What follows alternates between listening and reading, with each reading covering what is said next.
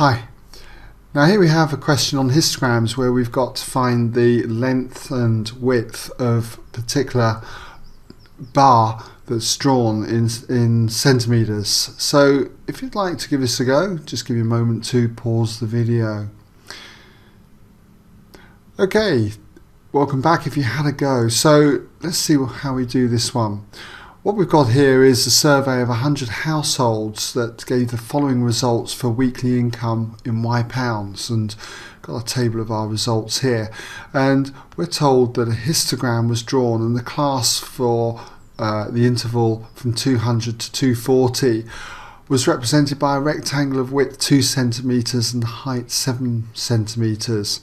And we've got to calculate the width and height of the rectangle representing the class going from 320 to 400.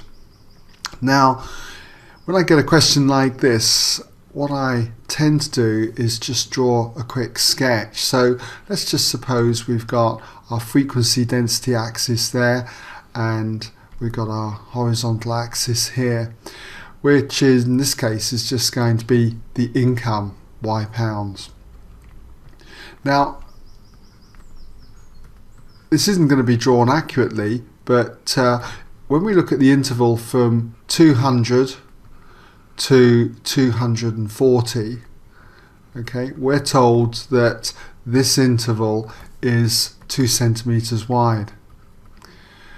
And we're now looking at a new interval, which is from 320 to 400. So if we had 320, say here, to 400, as I say, this is not drawn to scale.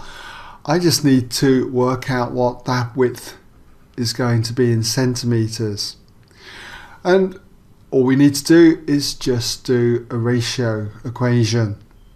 In other words, all I do is I compare the width, W, so just write W down there, compared with, which is division, by this width that you've got here, 2 centimetres, and it's got to be in exactly the same ratio as the width from 320 to 400, which is 80 units, compared with the width in this interval from 200 to 240, which is a width of 40 units.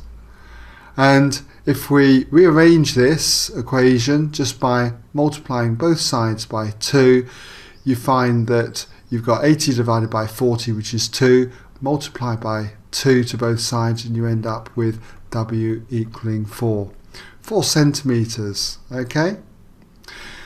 Now, when it comes to working out the height of the rectangles that we draw, we're told that in this class from 200 to 240 it's represented by a rectangle of a height 7 centimetres. So what we'll do is we'll just draw that rectangle in and just pretend that it's 7 centimetres. So just mark that in like so.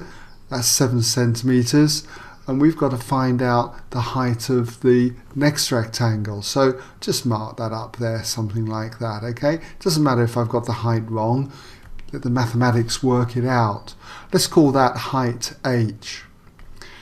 Now, we've got to do a ratio equation. We've got to compare this height to this height. So if we're looking at that, it's h compared with 7. But what else have we got to compare when it comes to the heights? Well, we've got to compare the frequency densities. And to get the frequency density for this first bar, that frequency density, let's just mark it in here in blue, is going to be its frequency divided by the class width. So the frequency density here would be the frequency, which we're told is 28. Let's just put 28 in there. 28 divided by the class width, which we can see is 40 units. And if you work this out, this is 0.7. If we look at the frequency density now for the second rectangle, the frequency is 18, okay? So just put there 18. So when it comes to the frequency density here, frequency density is going to equal the frequency 18 divided by the class width, which is 80. And 18 divided by 80 comes out at 0.225. So in our equation here, h compared with 7 is exactly the same as comparing 0.225 with the frequency density of this bar, 0.7. And if you rearrange this equation for h is going to equal 7 times 0.225 divided by 0.7. And working that out, what you get is that it equals 2.25 centimeters. Alright?